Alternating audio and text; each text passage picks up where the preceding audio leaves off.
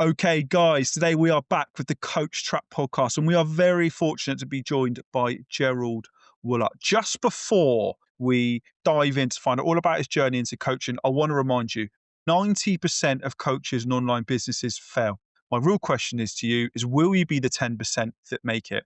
You can make a great start on that by clicking the link to subscribe and obviously watching the video. Gerald, thank you so much for joining us. It's an absolute pleasure to have you here, all the way from South Africa. I'd love to know a little bit more about you, a little bit more about your story into coaching, and then let's have a deep dive and let's crack on. Yeah, thank you, Daniel and Greg. It's just great opportunity. Thank you guys for just bringing me onto the show. Yeah, my story is, I've been in business for about 23 years. I hold a master's degree in environmental science. I was an environmental consultant for 30 years.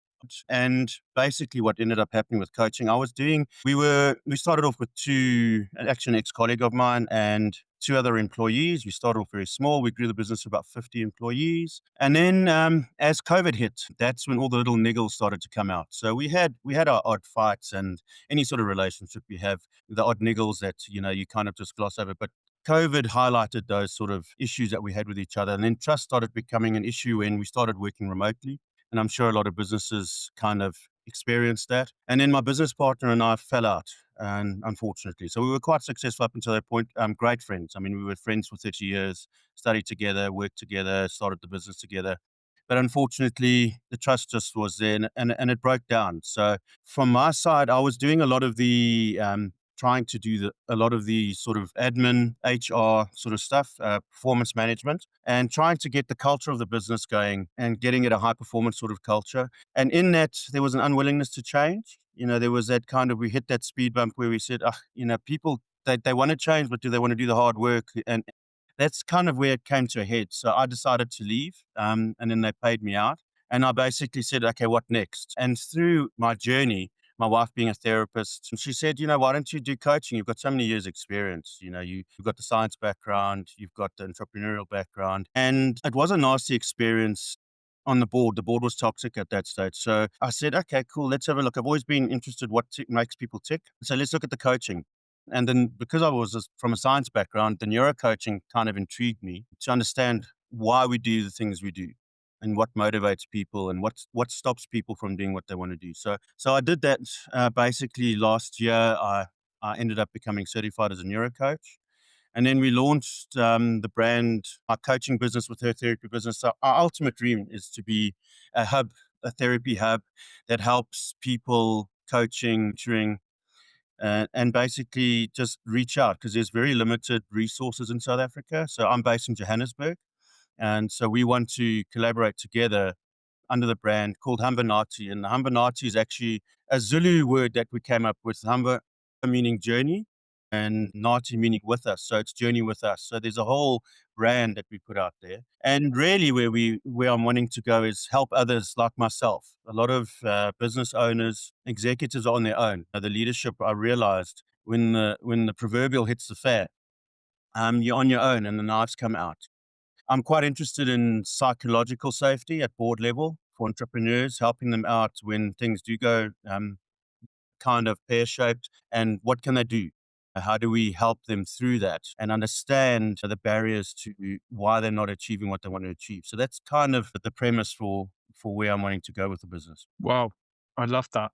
Put our business hats on, right? Because I'd love to really dive deep into this. 20 plus years of business, right? What's been the biggest changes? Because obviously we live in 2026, the year of AI, right? And there's been massive changes. But what's been the biggest changes since you started to where you are now? You said that was one of the biggest issues, if you like, during COVID, right? Was change. But what do you think's changed in this sort of like landscape for business? Yeah, I think, when we started, we had fax machines and dial-up internet, so, and it's just quantum leap from there. So it almost feels like we're on the back foot, especially as a small business owner. You don't have the HR department, you don't have the IT department, you don't have massive investors necessarily. You've got to do a lot of that on your own, and it's quite a lonely place. So the resources are lacking, to a large extent. So especially in South Africa, I'm not quite sure of the UK context, but I think it's a worldwide phenomenon. I think a lot of companies are struggling, especially with the politics of the the day at the moment with America and the unpredictability of what's going on internationally.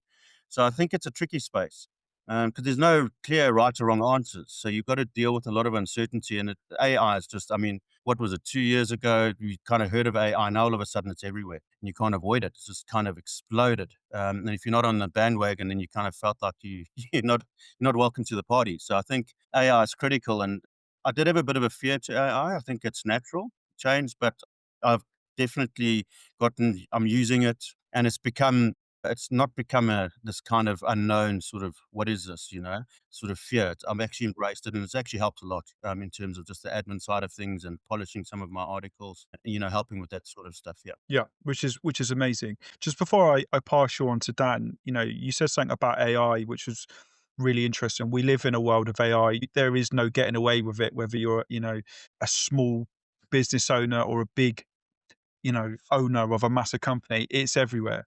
But one thing that I think people are gonna want more than ever this year is authenticity. I think the real secret to earning money in any business in 2026 is passion or skill plus usefulness, and that's what's going to create this, right? AI can't create that for you. People want humans, right? Which brings me on to that next point. I want to make sure that I coined it just right. You said neuro coaching. Why do we do what we do? Right. Is that the exact word that you coined it? Because I think, Dan, you could do a lot Yeah, I with think that when it comes to taglines. there's a lack of self-awareness or awareness of others, and we don't realize what our behaviors or our words are quite powerful. Even just, I mean, a lot of the communication that we have, it's not in the articulated realm where we're saying words or expressing ourselves. It's actually in our body language, and what's going on under the hood, So a lot of the neuroscience, also neurocoaching uses neuroscience and also neurolinguistic programming. I don't know if you've heard of that, NLP. But basically, we're not aware. The key to neurocoaching is just creating awareness of our behavior and why we do the things we do, and then saying, okay, then what are the alternatives? How can we either encourage the good behaviors or the helpful behaviors and stop the sort of stuff that doesn't really help? And that's basically Mm. what it's about. Yeah, yeah. So, Dan, there's a massive space for that, in particular on X and Substack and LinkedIn. Why do we do what we do? What stops us from achieving all of this sort of terminology, which is your world, Gerald, isn't it, in terms of neurocoaching? What's your thoughts on that, Dan? Is LinkedIn the place for that? Or is there sort of where's the place for that sort of deeper level discussion? Yeah, I think it's a massive topic. I think almost anyone could probably benefit from that kind of coaching. It just depends who you want to target.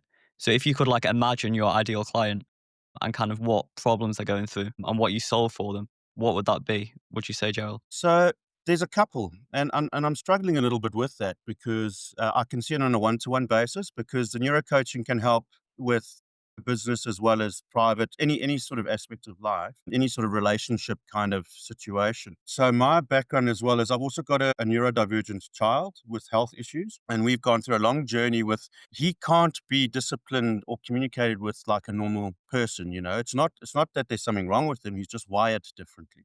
And I've had to learn to engage with that. So I do have a passion for business and helping entrepreneurs, but also at the same time, I can see the value in all aspects of life, as in family, as a father, as a husband, as a business person, whatever it is. So I want to focus on the business side of things because that's where my experience is. I think that's where I've got the most clout. However, I do have other experience from the familial sort of side of things with the neurodivergent child and that journey as well. But yeah, I think in terms of business, purely business, it would be the business coaching and approaching sort of businesses, small businesses, entrepreneurs that don't have the big sort of departments and budgets to help them. Because I think that's often a very lonely place. And I've been there. And that's where I feel I have the most confidence and the most value to give in that space. Yeah, that's good. You're obviously in a good position because obviously you can have the business as the main kind of niche and you can fall back on the child kind of thing because you've obviously got experience in that as well. Um, if if you kind of got bored with the business or whatever that was. So I would say go LinkedIn. That would be my big advice. And also don't kind of get too comfortable in talking about neuro coaching. I would say explain it a lot more because you've got to assume that the strangers that see you, they don't know who you are and they don't know what you do because very few people really know what neurocoaching is. And so you've got to tell them really the benefits straight away. That's the biggest thing. I know you asked how you kind of share your story and stuff. You've got to tell them the benefit of hearing that story and what they get from it first before you share that story. And that's the biggest thing that I saw for you on So LinkedIn and the other platforms. the question I have for you, do you guys understand what neurocoaching is? It's just, I mean, I'm assuming because you're in the coaching space. Is there an understanding in the coaching space? I mean, is it something that you've come across? Is it well known? I will say this for the people that are listening, give us what you would consider a layman sort of like description. So when I think of neuroscience, I think of like psychology, practical coaching, right? But obviously, what's your description of it, right? Because remember, right, I can talk about this all day. I've got my life coaching qualification, my ICF. I actually realized, and me and Dan worked this out, if I tell people I'm ICF or a life coach, it meant nothing. What people want me to do is to answer their problems. And I think that's what Dan's trying to say, actually, isn't it? Is with that, having the qualification but what it is problems, isn't it? Right? And people. So talk to us more about, the problems that are associated with it. How would you describe that to, yeah, like I said, like a layman, right? How would your practical description be to it to, any person that you meet in the street? Yeah, so I would say there's a level of lack of self-awareness, and I think that's key. So we want to and there's something that I've coined, which is, and I think it's in business terms, is a SWOT analysis, where you look at your strengths, weaknesses, opportunities, and the threats as a business. But then with the neurocoaching slant of it, I've actually said I've done an ISWOT, which is an integrated SWOT analysis. And what the integration means is through neurocoaching, through awareness, you make an integrated decision. And there's neurons throughout the body. So it's not just the brain. When we think about neuroscience, it's often just the brain people think about, the cognitive aspect. But you've got three main centers in your body, your head, your heart, and your gut. And it's that awareness to get the body to relate to. A lot of people are stuck in their head, especially business owners, scientists. They talk about, what do I know? What do I think about it? But then they don't say, what's motivating me? Why did I do that action? Or how do I truly feel about it? What is the emotion connected to that? So it's giving that language to making awareness. It's not just about thinking about it. It's a call to action. So it's that whole looking at that holistically. And then that's why I say, instead of just a SWOT analysis, where it's just targets, these are the objectives, this is what's going right or wrong, okay, let's go. Hang on, why do I feel like that? Why did I do that? What motivated me there? What is calling me to action? What's stopping me? So it's a deeper dive, and it's integrating that sphere, the body and the head, so that you can actually make a better informed decision at the end of the day. Yeah, that's amazing. So Dan, we're here to help coaches market. When I think of neuroscience, one of the things I really think about, and Gerald, feel free to correct me. I think of self-sabotage, right? I think of, almost like talking yourself out of something as well. Yeah. Would you agree with that, Gerald? And Dan, Imposter how would you, syndrome. obviously on X? Yeah, yeah. I have that. I have that in abundance. So in terms of like X, Dan, there must be a massive opportunity for that, to talk about tactics and strategy to, get out of self-sabotage. Actually, I mean, I think one of the biggest posts I saw this week from all the gurus was actually openly talking about failure and accepting it, because there is no success without failure, if that makes sense. Jared, is that along the right sort of lines? And Dan, where's the best place to talk about that sort of behavior? Yeah, I think imposter syndrome is a great one.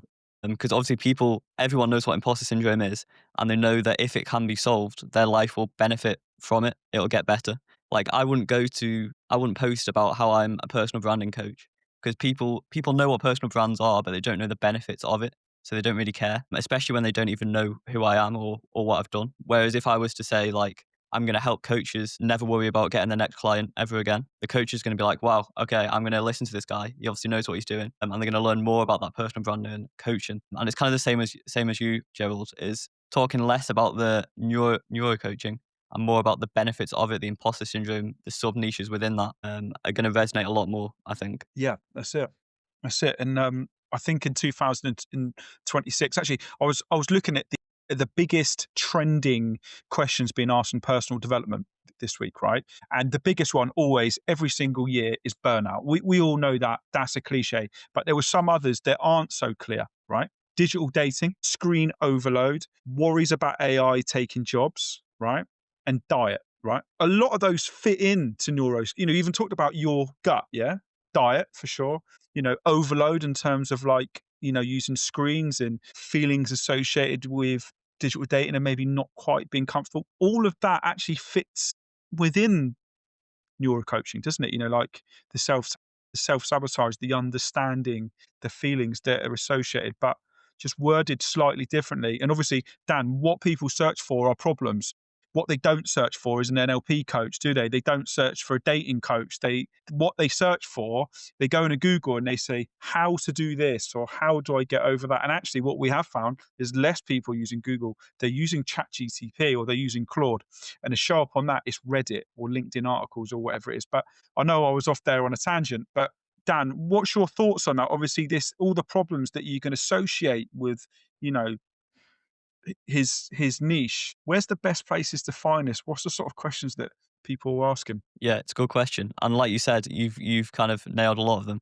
LinkedIn is the place to be. You've got to show up consistently there. I saw that you haven't really been massively on LinkedIn. I'm not sure what is your main platform, Gerald, out of interest? So it's an interesting one. I've been quite anti-social media in Yeah, my okay. previous life. So I've had to with the coaching and trying to launch a new business is get on board with it. So LinkedIn was actually my first foray into it with launching the new business. So I haven't been on LinkedIn for a long time. I was on LinkedIn with the previous business, but I've changed the profile because I've separated. So I started a totally new profile. So it's only been going for, 6 months or whatever it is since the, really active there. So I've been trying to post, sort of 3 times a week at least with different types of content and just playing around a little bit. So yes, I've gotten a lot more comfortable with it, and I definitely have seen some of the benefit. I've had some hits and some interaction on it, so I've definitely a lot more comfortable, and I can see the value in it, just from a networking perspective and the opportunity to engage with people in terms of a one-on-one. Because I think DMs come up a lot with you guys to say you want to have that direct, and I think that was exactly what happened with Greg. Greg direct messaged me, and that's when I responded, and that's how I'm here. If it was just posted as a normal post, I don't know if we would have been here. That kind of got me interested, and then the conversation started. So, yeah. Yeah, exactly. And it's not even just a benefit for you sending the DMs. Obviously, getting the clients is obviously a benefit for the client as well because they get their problem solved. So it's kind of a no-brainer. And obviously, it's difficult when you don't really know what to do. You've never really been taught what to do. But yeah, that's what we're here to help with. And I think as soon as you understand a little bit about solving the problems and kind of helping people, the kind of barrier gets pushed over a little bit because you think, well, actually, I'm going to benefit from this. And so is the person I'm helping. Yeah, that's it. That's it. Dan, but I've got a big question for you, I think. LinkedIn. So every single social media channel has a different pluses and minus, pros and cons, right? You remember I like that philosophy of more boats in the ocean, more chances to catch a fish, right? Are people looking to have their problems solved on LinkedIn, or are they looking just to mingle with other coaches to build up their personal brand? Are people looking for answers to their problems on different platforms? What's your thoughts on that? That's a good question. I think with social media, most social media, they're looking to kind of understand that they have the problem. A lot of my content will be telling coaches, you're not at your potential. You're not using social media. This is how you do it. And they wouldn't even have realized before they saw my post that they had a problem with social media, that personal branding could be a thing for them and for coaches. More inside like communities and stuff will actually be solving the problems where we're going, this is how you write a hook. This is how you write a CTA. You don't really want to be doing that in content itself because people don't really know who you are. They don't really trust you. And if you haven't told them that they've actually got the problem in the first place, they don't know they've got the problem, so they don't care. So I think most social medias will be more focused on telling people that they have the problem rather than solving it instantly because they won't know or they won't care. Yeah, that's it. One of the posts I loved recently that you posted about was was about South Africa, right? And the crazy heat, and there was a hidden story behind it, right? Like a subliminal sort of message. Those are posts that I love, Dan, right? A combination of like yourself, right, to build trust, and like a hidden message behind it, like a problem that's been solved or something that's come up. That's something that we try and encourage everyone to do, Dan, isn't it? Right? Every hook that I write, I haven't just made up. I found it on Answer the Public. I try to answer the question to that hook in a story, right? The art of storytelling. Jared, I absolutely love that post. Dan, would you say that's the way forward with Gerald's sort of approach, is to link a story to a hook that obviously is a question that someone's looking for related to the neuro coaching niche? Yeah, I think a couple of years ago, you could have got away with just like talking about neurocoaching in general. But these days, it's just so competitive and stuff like that. You have to really have a strategy behind it if you want to get clients from it. So I think the hooks are really where you're going to be putting most of your effort into, to show people that they've got the problem and to tell like the world who you're actually helping. The hooks are where you're going to put maybe like 80% of your effort, and then 20% is just writing as you'd speak, ideally, about a story that you've had or a story that you've helped a client with, something like that. It doesn't have to be optimized at all. I think that's what people get mixed up with a lot. Is you don't need to optimize the story, because you're going to end up sounding like a robot. You're going to end up sounding not like you, so you're not going to attract clients that actually get on with you. So the story, don't worry about. Don't worry about it. It's all about the hook, all about attracting people and telling them the problem that they have and why they should solve it. That's the big thing for sure. Yeah. Yeah, that's why that post about the one morning at 4 a.m. in South Africa was fantastic. Why don't we play a game, Gerald? Why don't you tell us some real take homes, right, from your experience in coaching, neuro coaching in particular, and Dan, why don't you tell us how you would market it, right? What would you do? What would the hook be? Where would you post it? What picture would you use? What would the CTA be?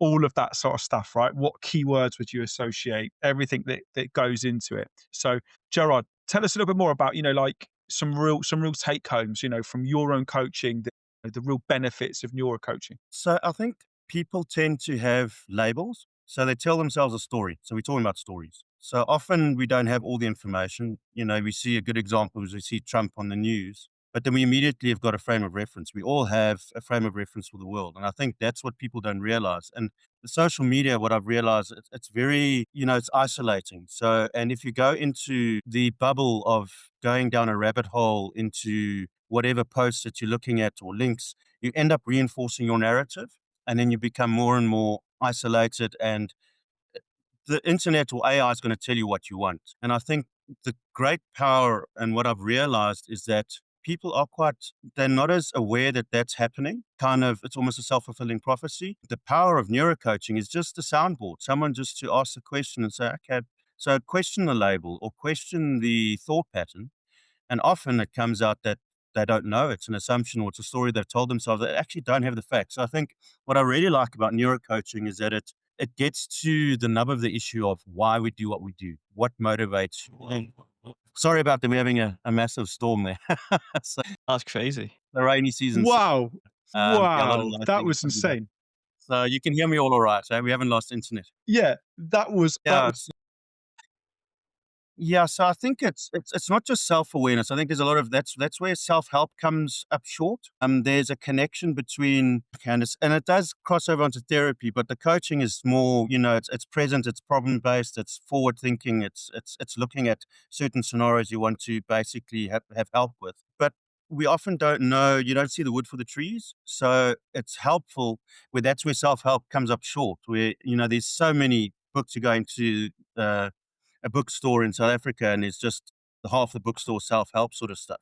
But it misses the fact that you need someone to manage that emotions, to question your thinking, to see you, to basically validate or to question it.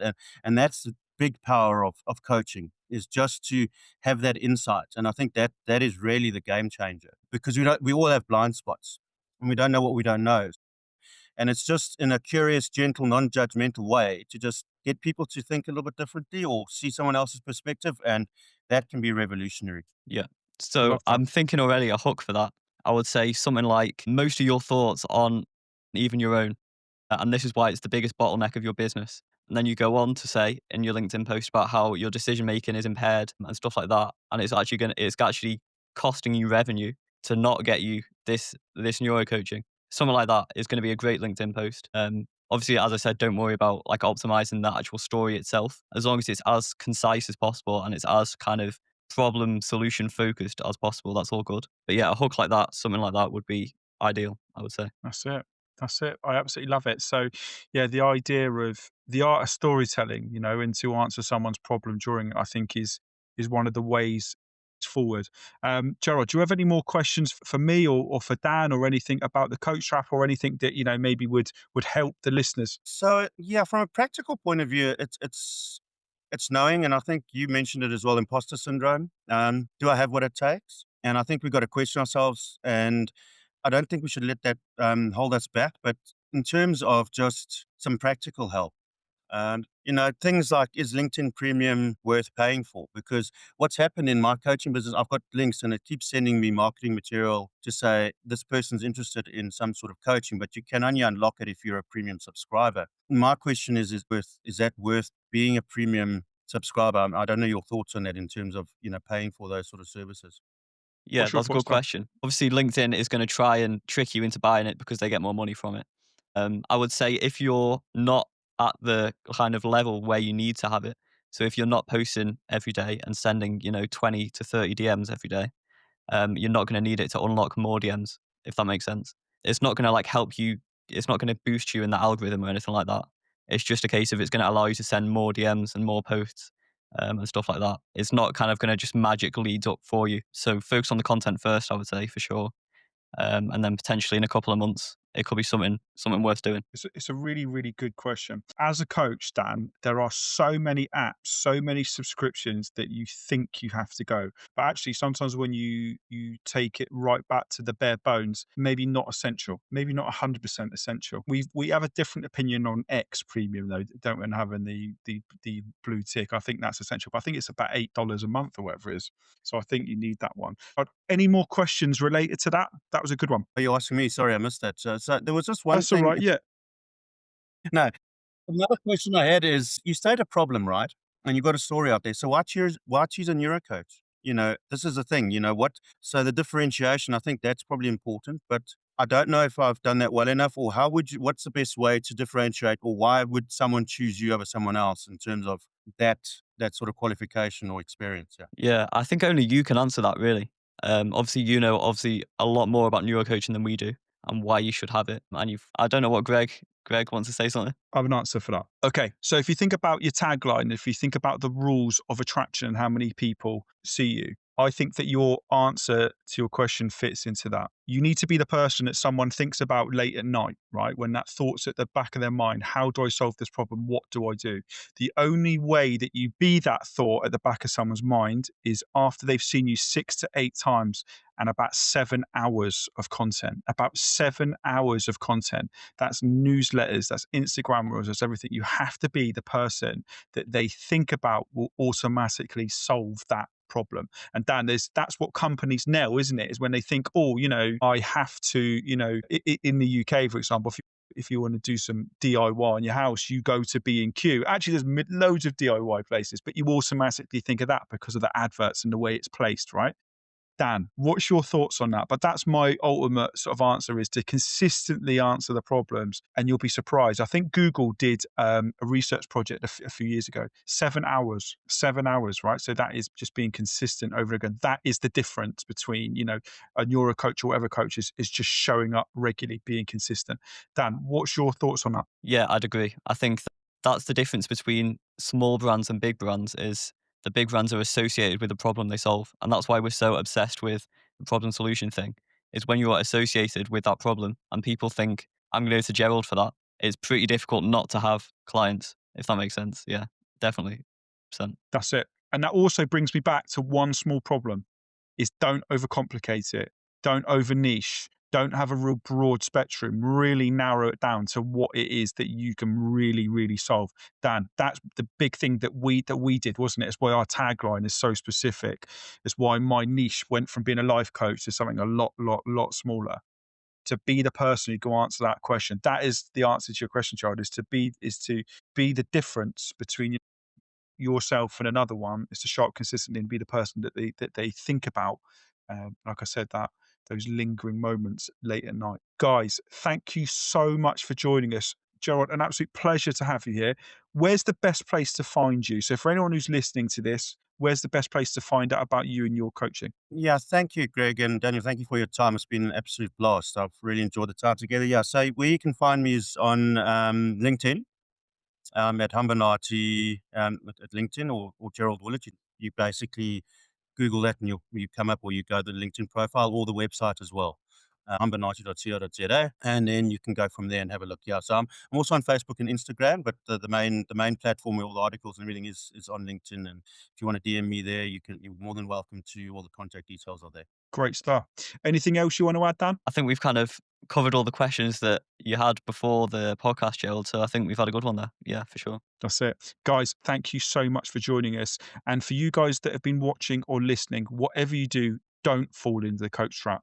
Remember, 90% of coaches and online businesses quit or fail every year. To be the 10%, join our free school community. That would be a great start. Guys, thank you for joining us. And until next time, I'll see you soon. Thank you.